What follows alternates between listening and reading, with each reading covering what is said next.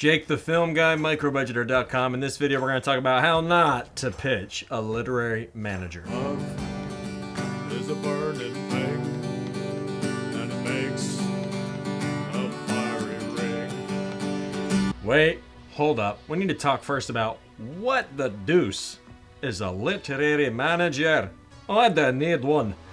Alright, after a lot of trial and error, I learned that for an outsider like myself, potentially yourself, if you are trying to get your finished screenplay in the hands of an influencer, a decision maker, then you want to try to pitch literary managers. You do not want to go the talent agent or producer route. They have their hands full.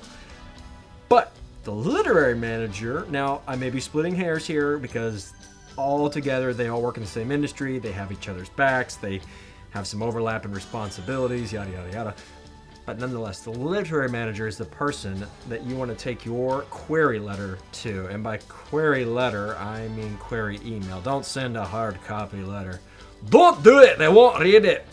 You need to look for literary managers. Okay, so now that we've actually established who you need to be looking for, the people that have some capacity, and I mean in their time, in their resources, to potentially look at your query letter, to potentially look at your screenplay, out of all the different influencers and decision makers that are in that system, you need to look for the literary managers. Let's talk about, you do not want to just sit on your booty. You need to actually pitch them.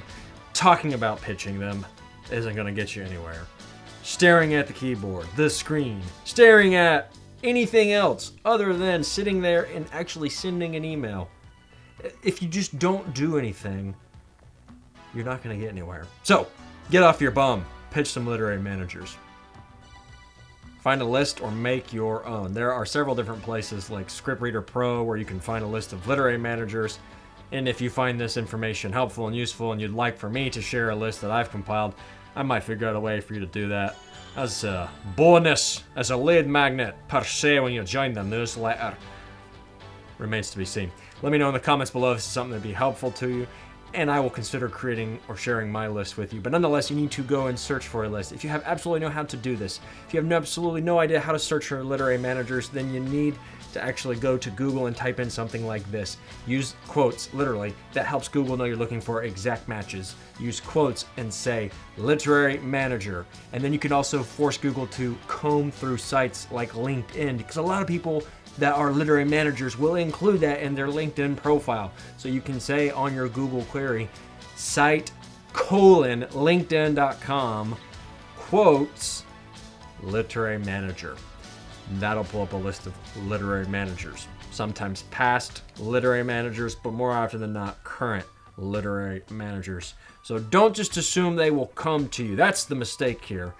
You don't want to think that, I have a screenplay, yay! You need to actually go and search out these people. No different than when you're trying to do something in your video production business. You are knocking on people's doors, you're blowing up their inbox, you're making phone calls, you're engaging people on social media, you are trying to sell your product. Well, you're trying to sell your screenplay. It's the same concept of selling, and so you have to go and actually put in the legwork. I have an example of a gentleman who I looked up on IMDb. Can't even say the name of the website. I looked him up on IMDb, and he claimed that he had done over 4,000 pitches since 2013, and over 2,500 of them were met with absolute silence. No response. So what does that tell you about your pitching? You gotta do it a lot. Volume, it's a part of the sales game, just like anything else. I've done hundreds and hundreds of pitches. I've not landed any deals, and I'm gonna keep doing it because I know that it takes time and it takes persistence. Tortoise in the hare, amigos. Mistake number 3. Don't just email literary managers. You need to track your emails. You can use a free plugin like HubSpot's email tracking software, shish kebab, whatever you want to call it, and use this to collect data on your emails. Open rate, click-through rate, certainly open rate. If you have a compelling query letter, meaning you have learned what a good log line looks like, you have tested what a good log line looks like, which leads me into mistake number 4, not actually going through different iterations of your log line, and then again coupled with something like the HubSpot tracker, how are you going to know if your query letters are effective? If you know from the other gentleman's example that you're going to have a huge imbalance when it comes to people, A, even opening your email, B, responding to your email, and then C, going that much further down the funnel, asking to read your script. Well, if you know that it's a numbers game and you got to have a huge amount of querying at the top of the funnel to get anywhere, well, then you absolutely need to have different iterations of your log line, and for that matter, your query letter. And with that tracking data, you can determine what's working and what's not working. In other words, to put it really simply, mix it up. Don't just use a copy and paste job, which leads me into my next mistake that you are making. And that is, you want to make sure you are actually customizing your emails. There are some parts of your emails, when you're talking massive amounts of volume, I get it that you are going to have to copy and paste.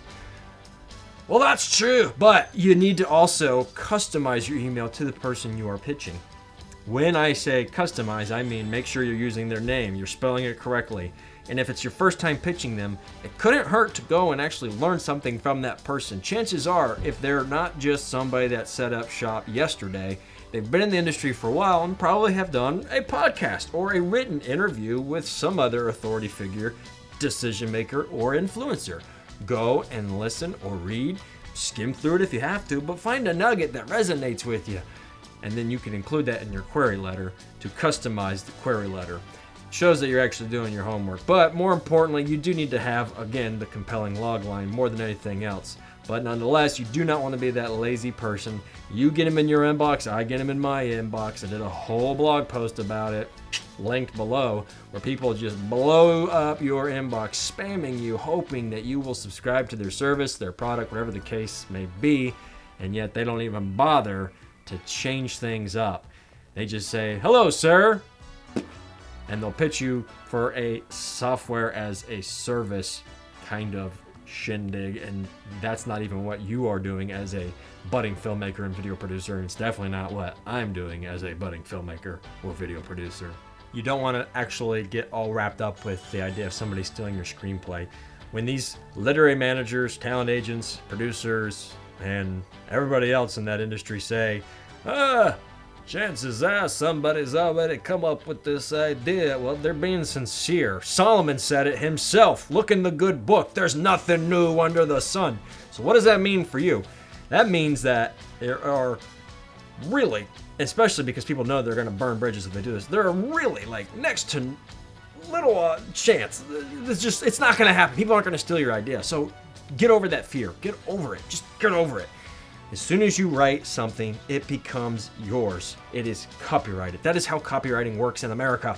As soon as you write it, it's a copyrighted material. Now, what you can do is go to the WGA or the US Copyright Office so that you have a stamp of authenticity. That way, if there was ever some kind of Royal Rumble, you have something that says, hey, this is my copyrighted work, and here's the enforcement to prove it. Have I ever been in that situation? No. Will you ever be in that situation? Unlikely. So stop sweating the details. Get over the fear. If they have you fill out this long list of submission, waiver, release, shindig, whatever the case may be, just do it. Send your screenplay. If you even get that far down the funnel that a literary manager wants to read your screenplay. You. Enough with the theatrics. Why the cash burn? Last but not least, you need to absolutely start pitching your screenplay before it is finished. The business world does this all the time. They release what's called the MVP, the minimum viable product.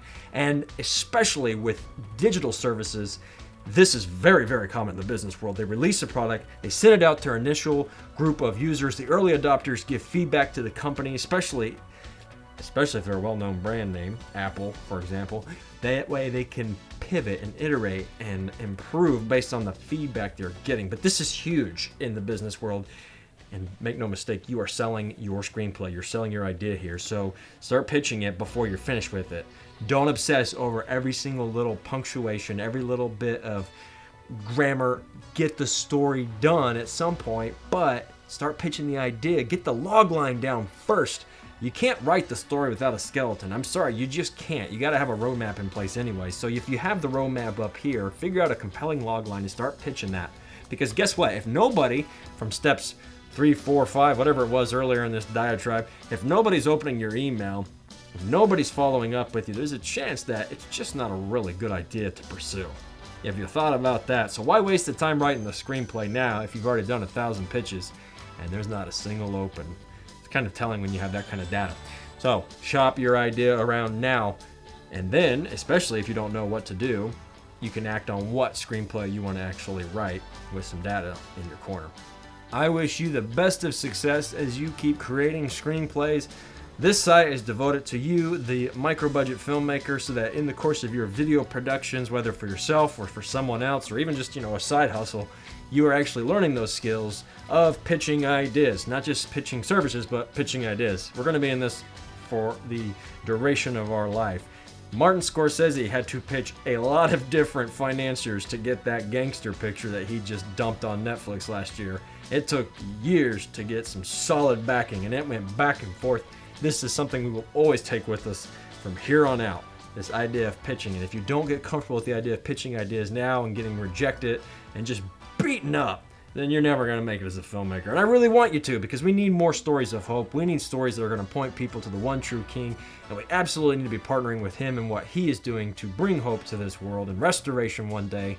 And we can do that by telling stories, visual stories. And it starts with you taking those necessary steps to learn how to sell an idea. If you are absolutely just totally flattened by the rejection, I got a different video. I'll link it below. It'll encourage you why failure is not such a bad thing, and it's necessary in this process and this journey of being a filmmaker. But I do wish you the best of success. All that to say, keep creating with the King of Kings. I'll catch you on the next video.